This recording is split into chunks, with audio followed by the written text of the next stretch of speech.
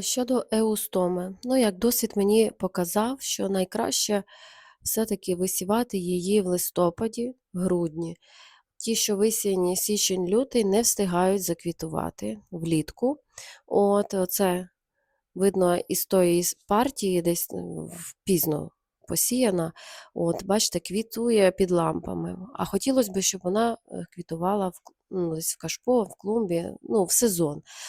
Тому висіватиму її в листопаді, вже наступні свої еустоми. Головне забезпечити їй умови.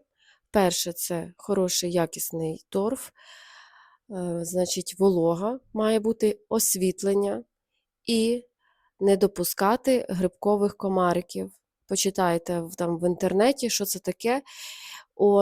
Ця мошкарня просто відкладає личинки, і ці личинки пожирають потім коріння еустоми.